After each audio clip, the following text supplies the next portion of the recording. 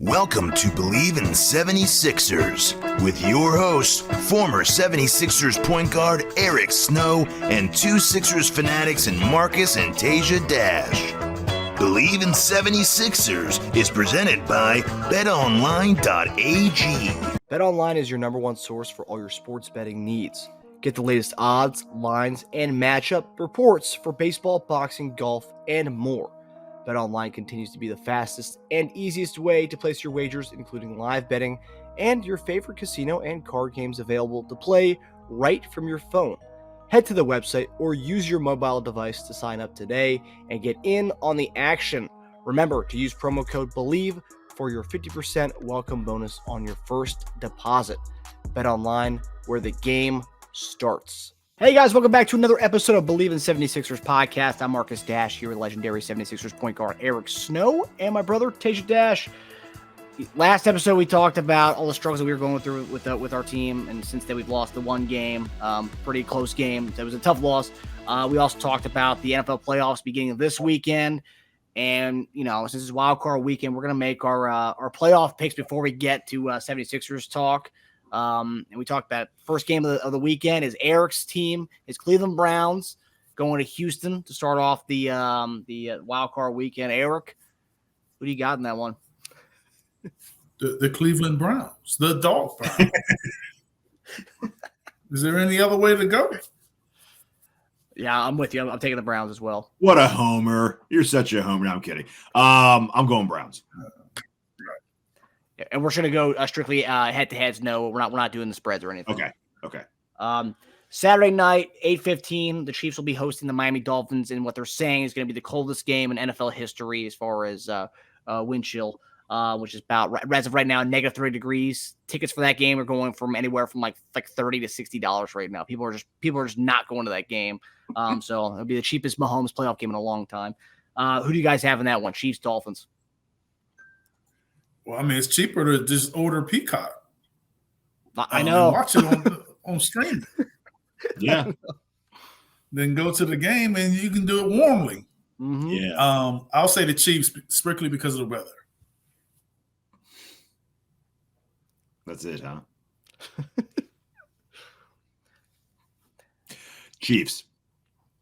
Chiefs, weather, and the Dolphins team just depleted injury. Yeah, I think injuries are pretty even with the weather. And Pacheco's going to do his thing too.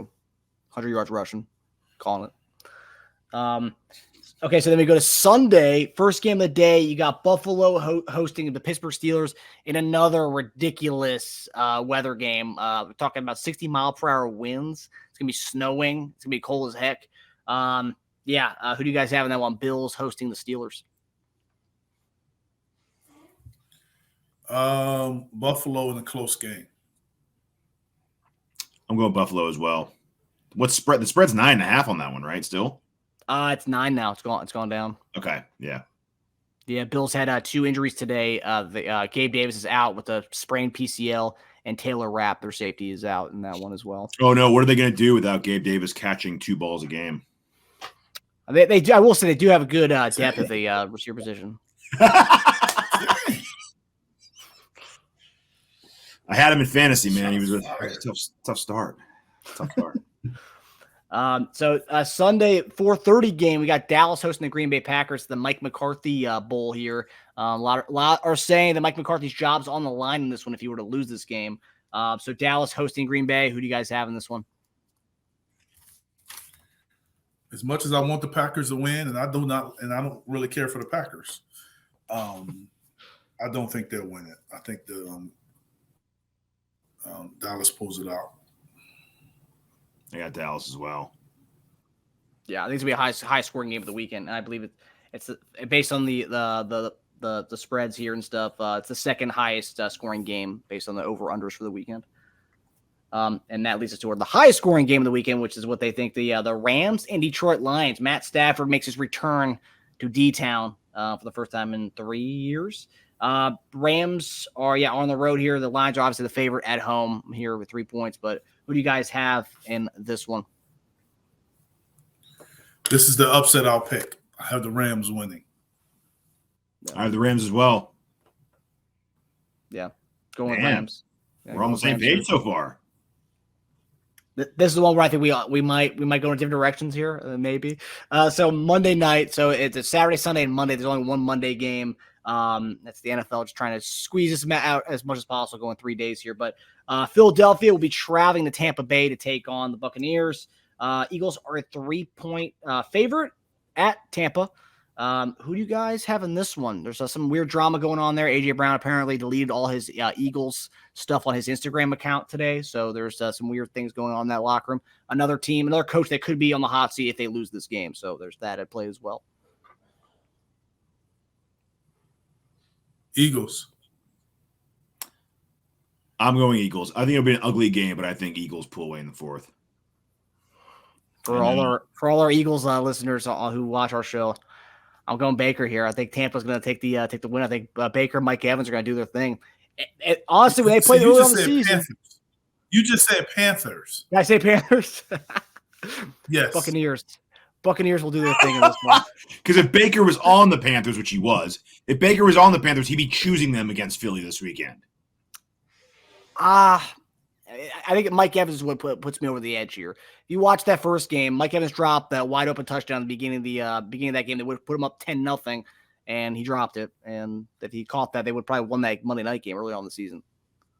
And after that happened, so you saying they lost? Are you saying they lost? They lost, but they had opportunities in that game to take an early lead. Marcus is a big Baker fanboy for everyone out there. It's got a lot of moxie. Okay. It does have a lot of moxie. All right. So, yeah, we'll see how that goes. We're pretty much all on the same page. I think the only one we were different on was the Tampa Bay Eagles game. Yeah. So we're in this together this weekend when you guys place our bets. Okay, so we're going to head to our Sixers. So, unfortunately, we had another loss to Atlanta, a game that we should have had. A lot of people complained about the referees, the officiating being the big thing. But going into that game, there was a report from Ramona Shelburne who said that Embiid suffered the same injury that he had during the playoffs, which would require 4 to 6 weeks to heal. But since then, she's retracted that and it's calling it a day-to-day injury. He's already out tonight versus Sacramento. And with 7 out of our next 11 games on the road and only 2.5 games ahead of the 8th seed, some people online, and obviously the Sixers land, people complain and panic a lot about things, but some online are panicking big time.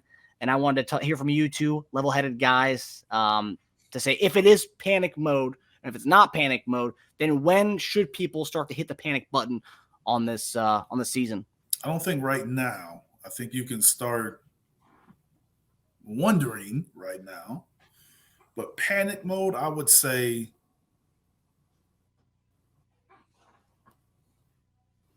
if he gets under that threshold that we spoke about, whether he could be MVP and anything like that, I think if he gets under that, then because guys want to accomplish those awards, and if he's not playing, then that's telling us that it's more serious than maybe is being advertised.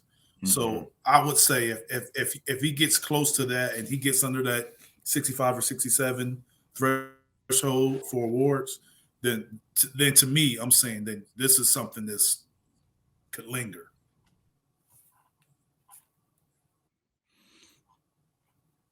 So my meter will rise after every loss, just to say that. Right now, I think I'm at like a 6 out of 10 on the panic meter. We'll just see when Joel plays next, but I think he'll try to give it a go against the Nuggets. I'm partially biased because going to that game, so I'm trying to put it out in the universe. But even if he does, what then? Will he miss like the next 3 games? Is it going to be one of those things where he plays one game, his knee swells up, and then he misses the next like week? And how long can we sustain that before they just shut him down for 4 to 6 weeks straight and actually give him time to rest, even though they're saying it's not a 4 or 6 weeks injury? Okay, I get that. I just don't know. I'll be more panicked when we get behind some of those teams that are creeping up on us. When we're like the 7th, 8th seed, that's when I'll be like, whoa, we're in play-in game status now, But yeah, I think a lot more will become clear, like when Eric said, when he goes, when he misses the MVP games played threshold. I think once he passes that number, I think it'll mostly be about keeping him healthy for the playoffs. I think if he gets beyond that, and he tries staving it off by playing every few games and trying to like put it off. Once he goes below that, I think he misses just like it becomes at that point playoff health, because now a part of him probably, he's thinking about that. He wants to keep within that threshold, right? So once that's out and he's not prolonging this injury anymore, then it'll just be all about getting him right for the rest of the season. Whereas right now, I think he's trying to play in as many games as possible to keep that MVP up. I guess as far as keeping playoff health in mind, like if once he surpasses that threshold of the MVP thing and all the offseason or the awards and stuff, at what point do we kind of balance the not being a play-in team, because that is extra games we'll have to play if we fall into that 10 to 7 spot. I mean, that's kind of where like at what point do you just prioritize getting into the playoffs or prioritize not being in the 7 to 10 spot? Because I think more so than forget the award stuff. I think that's where we kind of have to find a spot there. What do you guys think about that as far as prioritizing being a 7 to 10 spot versus, just trying to win enough games we're outside of that? Because that extra games is extra games. If we have to be in the play-in spot, then that's tough. Obviously, Embiid's health is the utmost importance. I think you got to try to get the best seeds you can get. In the past, it's hurt us. It didn't really help us. Last couple of years, I mean, we've lost with home court. We've lost without home court. So, true. I do think that the home court can come into your favor, especially I believe in the first round. When you're playing a team that maybe, isn't as good as you, but then all of a sudden that team gets a home court advantage, and all of a sudden you look at a young team like the Pacers or something like that, and all of a sudden you playing them at a game 7 on their court, it's different.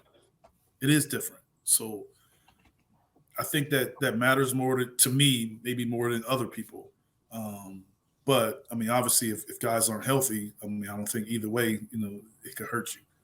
But I mean, unfortunately, it's a serious concern that we're speaking about it right now. That hopefully it doesn't happen going forward. And the reason why he's missing games now is because it's not going to be a prolonging thing. So, but the fact that we're having this conversation and the fact that it's so much uncertainty with it, has me a little worried.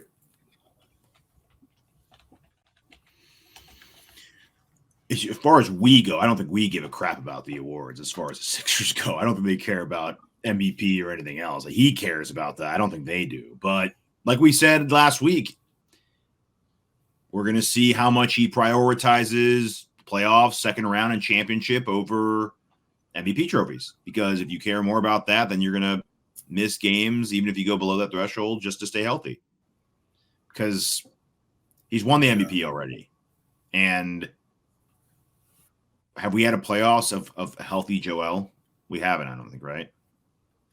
No. Either health or like sickness. Yeah. Every single time. So, I mean, that needs to happen at least once in his career. Otherwise he'll be that's what he's going to be judged on. That's what I'm saying. At the end of the day, that's what he's going to be judged on. Yeah, he's going to be judged on that for whatever reason. Yeah. He will eventually. Some people are tired of it, but at the same time, if he doesn't start to have some healthy playoff performances, after a while, that's just who he's going to be. They're not going to be like, yeah, but he was never healthy in the playoffs. Okay, but if you have a whole career of not being healthy in the playoffs, then that's who you were. That was your career, right? Yeah, that becomes part of your legacy. Yeah. For him to be in a conversation with the greats at his position, this is where it will be separation. Mm-hmm. Yeah, that's what even Shaq was alluding to. Like, I want to see him do what he's doing in the playoffs, and I think hopefully him missing games, like what you guys are alluding to, is like hopefully missing games is trying to keep him right for the playoffs, because he's already checked off that MVP on his repertoire, on his resume. Now it's advancing in the playoffs, and hopefully that is resting now so he can be healthier in the stretch. Hopefully. I do find it weird that Shelburne's usually really on it for the fact that she reports this 4 to 6 week thing and then all of a sudden retracts. That's kind of weird. Day to day, 4 to 6 weeks is a big difference there. Quick retraction too. Yeah, that was someone from Joel's camp. She retracted the statement that the injury or the time frame or both. Both. All of them. Both. Yeah, at first she said it was the same injury he had in the playoffs, which required a 4 to 6 week timeline, and she was like, "Oh, it's not the same injury. It's day to day." It's weird. Yeah. So day to day means he's playing. Day to day means he's playing today. No. Today would be one of the days off, I guess, or days to resting. I mean, because he hasn't played. So what is day to day if you haven't played in a week or whatever? How are you day to day? Yeah. When does that get upgraded to week to week? Yeah, I mean, that's week to week to me. Not yeah. It's pretty much day to day. I think it's just, we'll see. So, yeah. I mean, that's just really vague.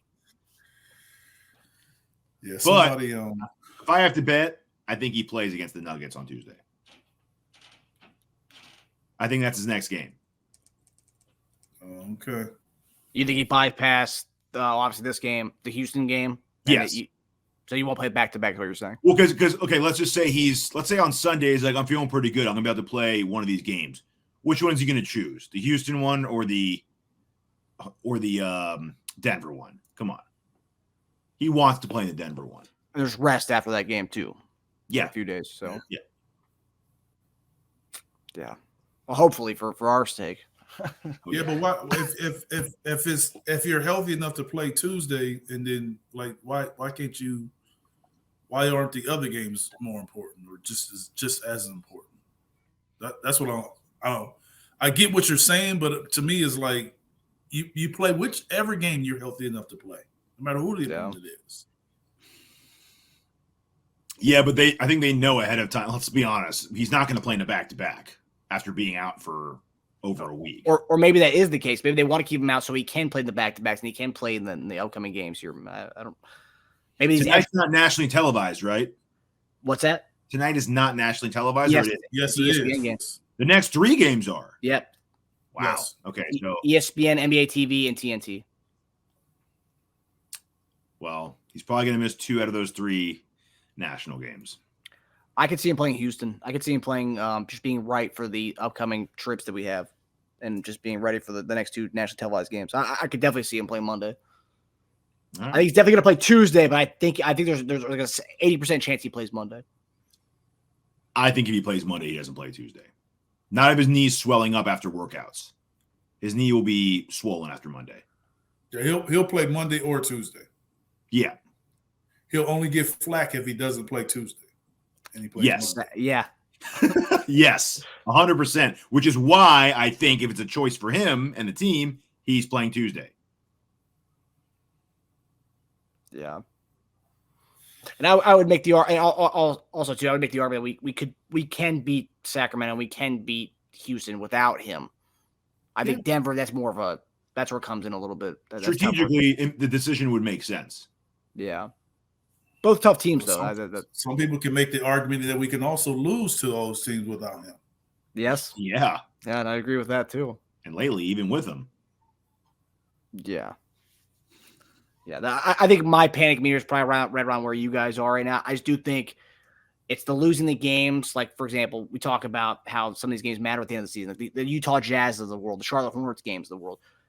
Without Embiid, there's a chance we could lose those games. And like not winning those games, those are gimme games we should be getting at home. That's where it's like when we start losing those, like with the Jazz game last week, that's where I get scared. And that's where I'm starting to get that more in that panic direction. So we're going to go to our next topic here. So recently, Pat Beverley has weighed in on the Sixers season as far as kind of giving some pressure to Daryl Morey here. And a lot of Sixers fans are loving Pat Beverley kind of giving this added pressure to Daryl Morey. So Pat Beverley on his podcast said, you can't let this year with Maxey, you can't just let that go to waste. Can't let Embiid go to waste. Nick Nurse ain't having that shit. He wants to win at a high level, so you got to make the team better. That's Pat Beverly said, and he's getting a lot of love from Sixers fans. They love that. And on the Wojnarowski podcast, it was said that Daryl Morey is always big game hunting, but is more likely to make upgrades on the margins. It also said Sixers are in great position to make some more dramatic upgrades next offseason. Good players would certainly love to join Embiid and Maxey. And my question to you guys is, do you think Beverly is talking about an upgrade around the margins, or is he talking about something bigger? And do you think it would be a mistake to wait for the offseason to make these dramatic upgrades? I think I don't know. I mean, I think an upgraded meaning whatever they feel makes the team better and in a better position to win a championship. I think that's basically what I'm saying. Let's not try to create a championship team this summer if we have an opportunity right now to create that same championship move. Is it a James Harden type splash? Yeah, I mean, those expectations were there when James came. Yeah. But I do think that when he says wasting their seasons or their career, I mean, he's basically saying we got to take every amount of time that we have to maximize winning the championship while Joel is playing the way he's playing and Maxey's playing the way he's playing. And 3 months from now, making that decision why wait is what he's saying. Why wait? If we got an opportunity to do it right now, let's do it. So I don't know how that can look. I'm not trying to say I know how that can look, but I understand what he's asking. I'm just saying what I feel that he's asking or saying.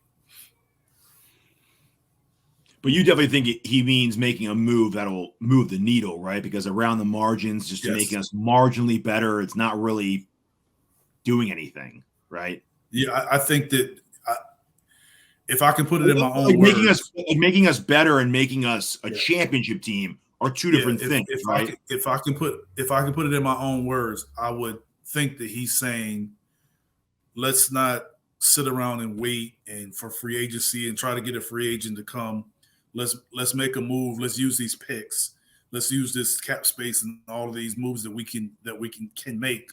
Let's do it right now. It's guys that are available right now that can help us for this season, and then build into whatever happens from there. Yeah. When I heard that, I thought he meant similar. I thought he meant like do something that's going to move the needle enough to A, get us past the second round, B, make us a championship team, either a finals appearance or a ring. Otherwise, isn't that just a waste? If you're just making a move to make us a little like a 1 or 2 plus win team, is that that's just making a move to say you made a move, right? So it has to be something that's going to put us over the edge. What's cool about this is though, whether it's trade to bring in a guard depth around the margins, like a Caruso or a Tyus Jones, or it's like a big piece that comes in and starts next to Maxey, like a Murray or a Levine or Bogey. Either way, Bev's going to lose minutes, right? So I think it's cool that a player is saying, bring in a guy, even if it means I sacrifice the low amount of minutes I get right now, right? I would rather us be a better team and I get less minutes than I get more minutes and us remain in this area. I think you don't hear a lot of guys say that. I think that's cool that he did that. That's why he's getting a lot of love from everybody. Yeah, as far as waiting goes, go ahead. He also, I don't particularly think that when he's talking about making that move, he's talking about making that move to impact his minutes. I do not believe that. But there's other positions that maybe can be at play, but I do not think that maybe he's talking about sacrificing minutes, but to not play, I don't think that he views this situation without him having some kind of impact on the game, because I know that he believes what he brings to the table isn't something you can necessarily find a lot in the NBA right now. Yeah, it's true. Yeah. But there's that chance, right? There's a chance of that, especially when there's a chance with any move that someone it's going to have to be sacrifices made from a lot of guys. Like if he goes on Twitter and he sees all the names that are attached to us and rumors. I mean, he knows some of those guys are 1 and 2 guards that are going to, obviously if they're bringing him I in. was just saying there's 1 and 2 guards that, like, I don't think that Pat Bell believed that Caruso can come in here and do more than he can do with the same opportunity. That's true. So I don't Which think is that's why, the movie So I don't think that's the movie he's talking about. Exactly. Yeah. Which is why he's saying, we're saying that when he says this, it means make a needle move, not just a move. Yeah. As far as waiting goes, I think you could kind of do both. The whole make a move for this year and beyond, but it goes back to, we've talked about this last few weeks, like how they really envision their plan with Melton and Tobias. I think they play a large part because in the offseason, if you want to free up $60-something million, like people have talked about, you'd have to renounce everybody's rights except for Maxey, Embiid, Reed, and Springer to have that 50 to 60 million. And at this point, who's that for anyway? Every week someone gets re-signed or traded to another team that we lose an option from that. So I heard that we're the free agent boogeyman and we're scaring any team that's going to try to trade for Siakam. So we're going to wait and overpay him in the offseason and not have him for this playoff run. I think there could be a happy medium here, but it all depends on 2 factors. How bad do you want a player who's currently available? And who do you think will be available this offseason, whether that's a free agent or a future free agent who's maybe, being shopped around by his team, like a Brandon Ingram who's got 1 more year left, but they don't know their plan, right? So they can make a move for a guy who's making like 17 to 25, which does cover a lot of the guys we've talked about.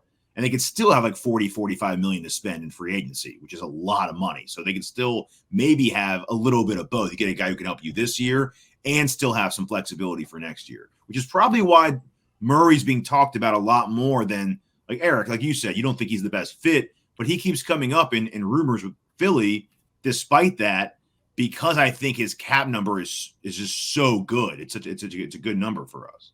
Talking about Daryl Morey and moves being made and all that stuff, Doc Rivers made an interesting comment about that on Bill Simmons' podcast, and he said one of the many issues that he had with Daryl Morey was, quote, he talks too much and trying to coach a team every day, and your guys are mentioned in trades every day, and then here comes the coach saying, hey, I want you to play a lesser role or I want you to do this. And he's like, why? You guys talk about me every day about being traded. I'm not buying in. So it makes it hard. Eric, I was dying to ask you this question as a former player. What are your thoughts on what Doc said as far as Doc saying that players resisted buying in because of these trade rumors? I mean, I don't know their situation, but I can see that happening.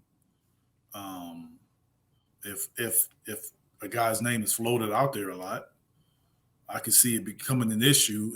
And if a guy's name is out there, they're not going to, most of the time, they're not going to disassociate the coach from the GM. They're going to think that they're all aligned.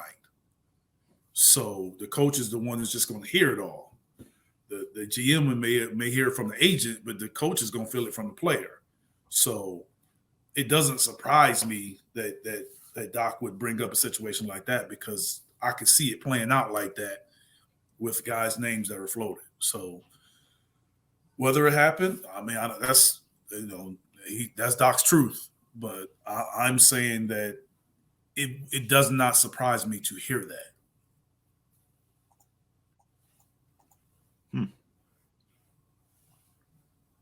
Like, so back in the day, I mean, obviously, just applying it to your, I guess this stuff wasn't as, relevant as far as the social media aspect of, being reports all the time. But I mean, there was newspaper reports of stuff like this. I mean, did they ever impact, guys who hearing their names and rumblings, I could be possibly traded? Like, would a player be less? That's what I'm telling you. That's what I'm telling you. It does. So people always say, well, you didn't live in the social media time. I didn't play in the social media time. But the difference with social media to me and when I play is that social media has allowed people that I don't want to say aren't relevant, but they aren't. You have so many opinions for people that aren't really involved in the team, that aren't there, that aren't going to the interviews, that aren't going to practices, They aren't going to games. They have no relationship with the team. There's so many other people, so many opinions. Whereas when we played, it was the same thing. It just, you had a smaller group of people that had a bigger influence. The beat writers, in Philly, the talk radio was basically social media. It was probably worse, because people would gather opinions about how somebody felt about a guy or team, and then they would kind of grab that opinion. So in some ways, that was probably worse. You had a young, energetic Stephen A. Smith. Yeah, I mean, Steve that's what I'm saying. He was a beat writer with us. So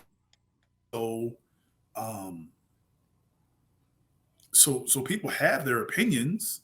Like, people said what they said. I mean, it was maybe it wasn't as national or international as it is right now with social media, but it was more local, centralized, that national people would grab. And if national people grabbed it, they grabbed the opinion of that particular person. And a lot of times you couldn't really, just like people could say a lot of things, you couldn't really defend yourself either, because that opinion was out there. So, I mean, I know that when people have said stuff like that in the past, I mean, it will affect guys if their names are in constant rumors, and it could fracture a locker room. It can. So I believe that Doc is. I'm not trying to say whether Doc is saying the situation that happened while he was there. I'm just saying the situation that he brought up. I know for a fact that it has happened. It has happened on teams that I've played on. And I know for a fact it's happened on other teams. So that's not a surprise to me that he's saying how that can fracture a team or players or a locker room. Now, as far as Daryl Morey talking a lot and all that stuff, that's all the stuff I don't know.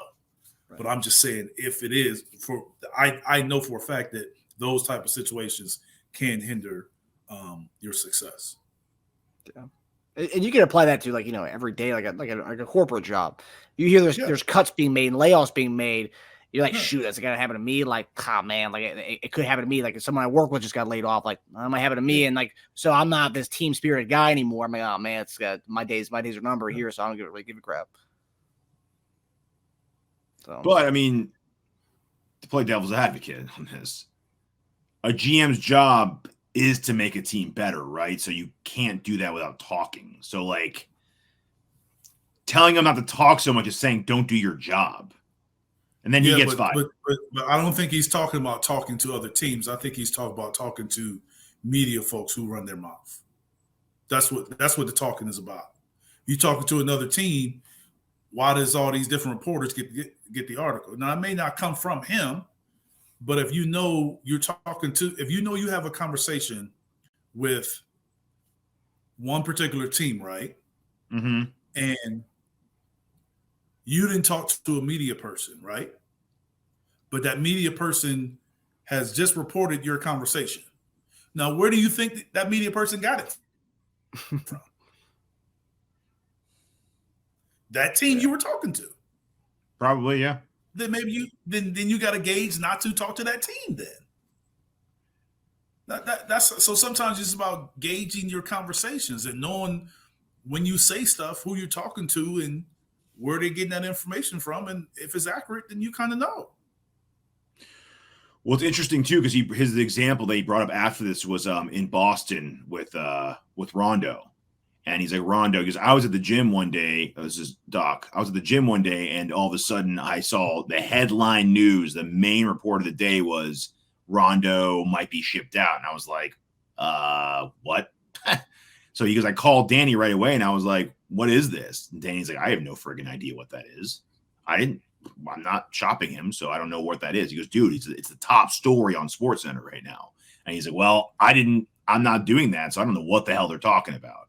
So those are situations where it's like, man, like, where did that come? I don't even have no idea. So he called Rondo about it, and Rondo was like, I mean, naturally his reaction was, came from somewhere, dude.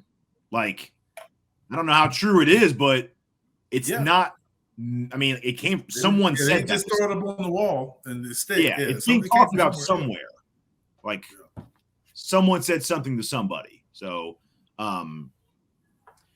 the other thing I wanted to say on this was, in Daryl Morey's tenure here, there really hasn't been a lot of that though with our team. Matisse was the guy whose name popped up a lot. And then obviously Tobias' name has popped up ever since he signed that contract. So like that's before Morey came here. But as far as like players that got shipped out, that that were talked a lot about being traded, it was mostly Thibault. So I don't know where these rumors he's talking about. So that just sounded weird to me. And the other thing I found funny, this is classic Doc. Someone posted a quote from Doc, I think either from last year or the year before, saying, "We need to go out and get a guard. It's as simple as that." So, like, you're telling your GM to get players, but you don't want him to talk to people about guys to ship out. I mean, like, you're asking him to go get a player. Your team knows that you're going to ship somebody out for that player, right? Most likely. So, it's like, I don't know. Doc needs to stop talking. I don't have a problem with that, because he said it publicly. It's the rumors where people are in your face saying one thing and doing another. It's the backstabbing feel. Those are the issues. Most guys don't have a problem with people that are out front with it.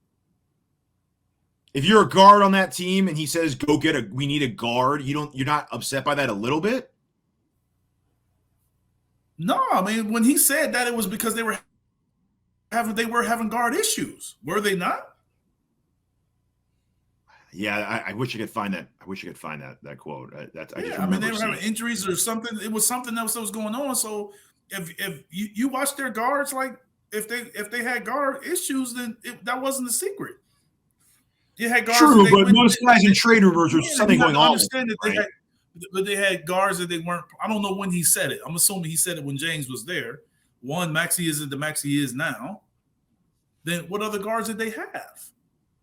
But most guys that are in trade rumors, there's a reason. There's smoke. There's fire. There's a reason why they're in trade rumors. What guards did they have that you would be like, I shouldn't get traded? I think if I remember correctly, you don't. It can be justifiable though, but it doesn't mean the player's feelings and morale gets lower when he hears that, right? Because he's saying, "How can you coach a team when your guys think they're about to get traded?" Would you rather him say it publicly, or would you rather him tell you're not going anywhere and then go in private and all of a sudden you hear your name in rumors? I would rather him not complain about Morey doing his job when he asked him to do his job a year before. That's kind of what I'm getting at. Like, don't complain about a guy making phone calls if you're asking him to make phone calls for you.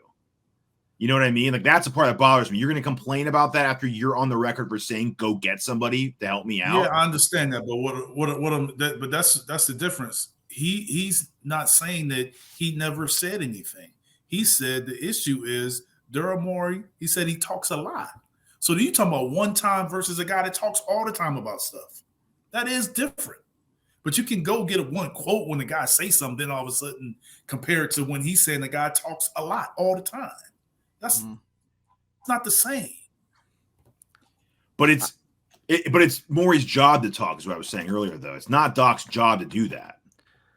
Yeah, but I think what he said, what Eric's saying, that as far as the difference there is Doc saying at a press conference or whatever, Daryl's doing this behind closed doors, saying stuff to other guys, not actually coming out and saying. There's leverage to all this. You can't go out and say that all the time. Your leverage is shot. Part of this is the game you play. Okay, it is. You're right. It is leverage to all this. So you also have that right to do that, and you also have the ability for guys to get disappointed when their names are in rumors. When you act in one way, then all of a sudden, that's all I'm saying. I totally agree with that. Yeah.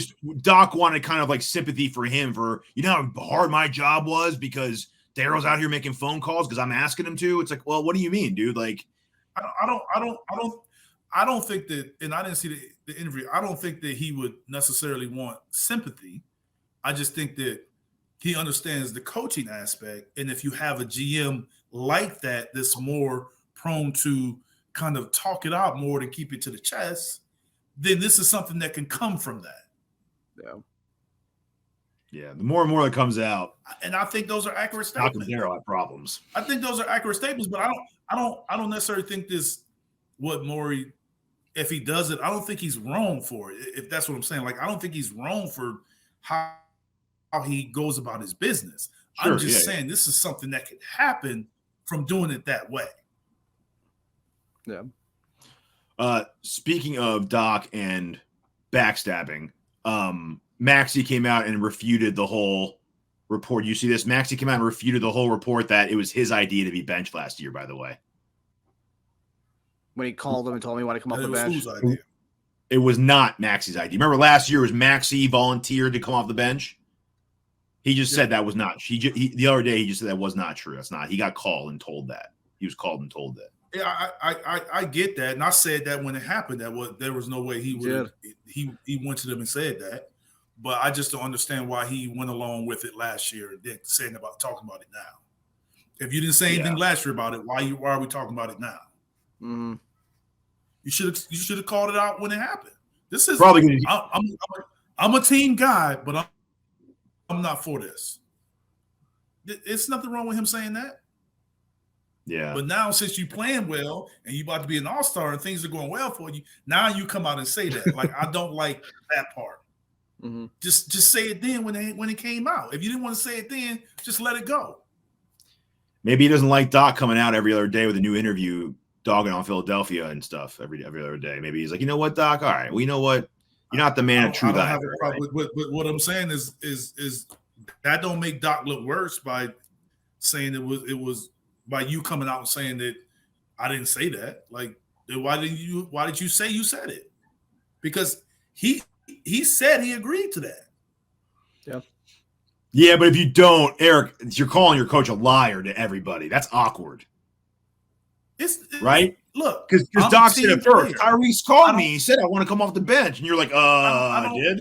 I don't agree with this. It's nothing wrong with him saying that. That's his truth. Yeah. Or how your agents say it. Like people have the agents say stuff all the time. But he controls your minutes, that guy, right? So if you call him a liar, good luck getting those minutes back, right? No. Really? He called you a liar? Did he just call him a liar? Is that what you saying? Well, yeah, now because he doesn't control his minutes anymore. Well, because he doesn't. He basically came and said he didn't do it. Look, that's why I'm saying it's all about telling your truth. Then you don't have to worry about anything else. If you just say your truth. And this is also something to say, Marcus, like you said, any job in any corporate world, similar idea. Like you don't want to call the guy who controls your workload out in front of, not even in front of the company, but in front of the whole world. You'd be worried about how that guy impacts your playing time and your performance going forward, right? Like, wouldn't you be worried about that? I'd be worried about that. I've had similar things where I thought like I did something and like there was gonna be a vendetta on my ass. Yeah, of course. I understand that, but I also understand that the NBA is different, guys. From that aspect. If you're a young guy on a 1-year deal, I get it. Sometimes you kind of like bite your tongue a little bit. But there's no way that Maxey, the way he was playing, and for him to be represented by Rich Paul, for him to be worried about telling his truth. I can't believe that. Yeah. And I will say, Rich Paul has more clout than any agent in the NBA right now. I will say Paul could have done that. There's no way he could be worried about telling his truth. That's true. Way. Paul could have just leaked it. He didn't have to even get. I don't want you to look bad, Tyrese. That's what I'm saying. There's no way. I could have that. They made an agreement. They made an agreement that this is what they were going to say, and he was okay with it. Yeah, I agree with that. If that's the case, why talk about it now? Man, I don't know. I will say, I remember we talked about that storyline on the show, and I remember Eric said that, if I remember correctly, like you said, it didn't sound right to you. That it was kind of a weird thing. I said, "There's no way he's about to make some money. He's about to get a deal. There's no way he's going to come in and be like, hey, I want to come and play less. And Yeah. I said it there. There's no way he's asking for that. No way. Yeah. Yeah, Tyrese saying he called his mom afterwards, was like broken up hardcore over it, couldn't believe it. He was like in shambles, he said after that. Yeah. Yep. He's looking good now, though. So that's good. Hey, he can attribute Doc's benching to that, man. Made him the player he is today. Yeah. Yeah. All right, so we're going to get to our game picks. So we have 3 game picks since Teja and I are going to be traveling to Philadelphia on the day of the game, so we will not be no show on Tuesday. So we'll be reconvening on Friday next week. So we have 3 game picks here. So we're going to begin with tonight's game on ESPN. Sixers will host the Sacramento Kings. Looking at the injury report here, Kevin Huerter is out. Robert Covington is out, and so is Joel Embiid. So that's it. The game earlier, it was a pick'em. No one was a favorite, and now Sixers are a 1.5-point favorite at home against the Sacramento Kings. Who do you guys have in this one? The Sixers, and we're covering the 1.5 points. Let's go. I'm going Sixers too. I think it's weird that it was even close pick'em. That's strange. That sounds strange to me. We're missing Joel but the Kings are the kind of team that can lose and beat anybody, even without their best player. So yeah, I'm going Sixers. All right. So then Monday night, the Sixers will host actually not Monday night, Monday afternoon at 1:00 on Monday. The Sixers will host the Houston Rockets. Obviously no spread for that one, and I don't know who's going to be out for that one. But based on what we know right now, we all feel that Joel is probably not going to play in that game, so he'll play Tuesday probably. But as of right now, I don't see. Yeah, it looks like Dylan Brooks may be the only one out for that one, and Victor Oladipo, the only one out for their team. And then Rocco's been out for the last few games, and so is Embiid. So let's go without Rocco, without Embiid, without Dylan Brooks. Who do you guys have in that one? Sixers, 2 in a row. All right. We're gonna go without Embiid. Yep. Yes. And they're without Brooks. Payback. Yeah, we got. Yep. We can get. Yeah, we got. Yeah, I'll give us the win for that. Yeah. All right. So now we're going to go to the MVP showdown, Teja, and I will be in Philadelphia for this one. Jokic versus Embiid Tuesday night. And this is assuming Embiid's going to play in this one. But Tuesday night on TNT, 7:30, Sixers hosting Denver Nuggets. Who do you guys have in this one? Denver. Mm. Don't think we pull off 3 in a row. But you think Joel plays this one if he doesn't play the other 2? I think he tries to play. I don't have enough confidence that he'll be the same guy. I'm not feeling that right now. Like, I just think it's more to this. I believe he'll play Monday and not Tuesday. I think Joel plays and we lose. Maybe he's getting really rested up for this game. Maybe he just wants to be 100% healthy for this game. Super Bowl, right? He's just getting it's been about this game's had a huge heart around it for like months. I mean, he got so much crap for missing the second game last year when we played them. He did. Game, I mean, he got a lot of crap for that. Maybe he just wants to be 100% for this game. Yeah, we'll see. I mean, if you were thinking about if Joel gave you a calendar, it was like, hey, I want you to mark off my most important games of the season and give it back to me by end of day, you would probably mark this one, right? The Philly game, the Denver Philly game at Philly. Yeah, because of the Joker, yeah, and they won the championship. You would think that he wants to play, but I also don't think that he's going to play if he really can't. So if he doesn't play that game, that's a telling sign. Yes, yeah, that whole day-to-day thing, we could scrap that, and we can just have it our own analysis, calling it a two to three week, whatever it is at that point. Yeah, week to week for the next 2 months. Yeah. Hopefully we'll be in the building. I don't know if Teja is your first at Philly game before. Yes. Yeah.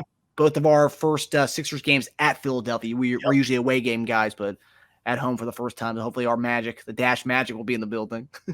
But all right, guys. Well, we hope everyone enjoys the long weekend ahead for everyone. Hopefully everyone enjoys the podcast, and we'll see you guys next Friday. Hopefully coming on a huge win streak, a huge national television win streak, when we preview the Orlando Magic and Charlotte Hornets games next week on the show. All right. Take it All easy. right, guys. Enjoy.